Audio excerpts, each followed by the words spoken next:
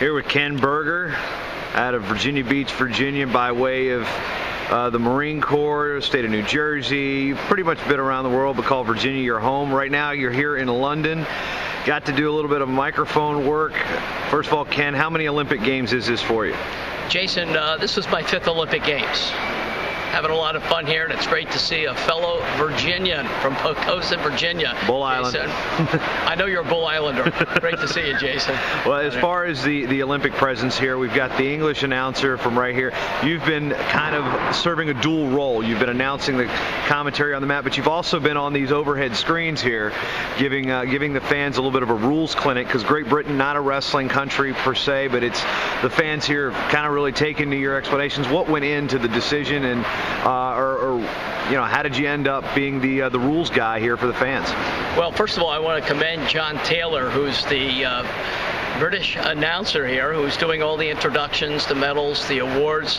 He is the voice of rugby, known throughout England, and he's learned the rules of wrestling. I keep him on track a little bit there, being a referee for amateur wrestling and international wrestling. He listens, he learns, he's a good learner, he's got a great voice, and he's doing the major announcing as far as the administrative. I'm doing most of the color commentary, and now he's picking up on it. So thank God, 2 announcers for 8 days is the right decision. But when I came here, the British asked me if I would give a show and tell them about the history of wrestling. I would tell them a little bit about the sport, and it seems like they've kind of brought me into the group. When the show goes over, I'm telling people what's going on, what's happening on the mat. And actually, we've had some good reviews from the normal British Londoners coming here to the arena that said they're really enjoying wrestling because they understand what's going on. They've had a great mix of music, the announcing, but most importantly, of course, the wrestling has been #1 out here. Tremendous wrestling. This is day 5, 3 more days to go. Still have my voice. I'm happy about that, and thanks to that we have another announcer here doing the work. Of course, we also had the French announcer, Jerome, who's doing a great job.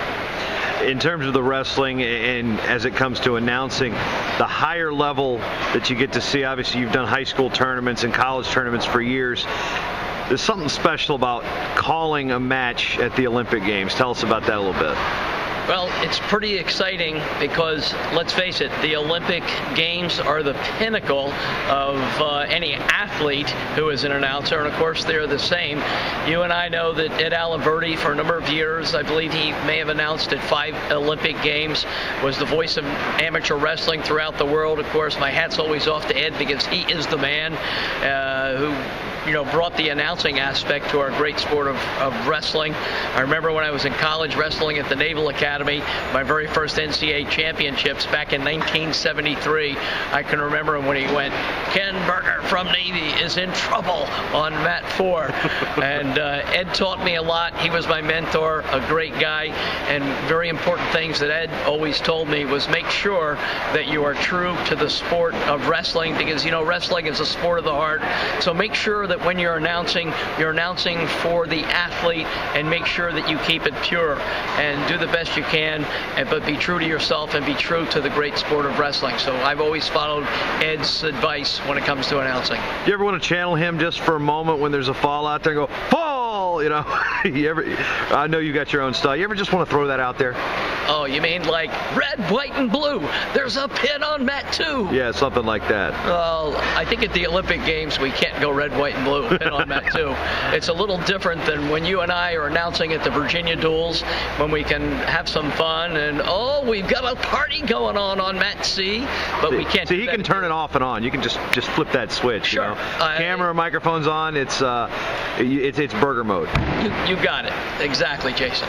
As far as London as a venue, the wrestling facility here in a hall, we've got taekwondo, table tennis, boxing. We got a lot of stuff in this actual giant facility, which I believe they said is as big as 7 football fields. My accent's kind of wavering at this point, but as far as other Olympic venues you've been in, compare London to say Beijing and some other places as far as from the wrestling setup. Beijing, you put 8,600 fans in the arena. The setup was very similar. In Andalusia Hall in Athens, Greece, we had around 8,000 fans. Here, the capacity is 10,000. It's been sold out every session. I'm thinking back to Atlanta. I can't remember the exact numbers that were back in Atlanta. Sydney, I believe we had about 8,600 fans. Here with 10,000 fans and being sold out at every session, it's tremendous. And the British fans are actually embracing this sport.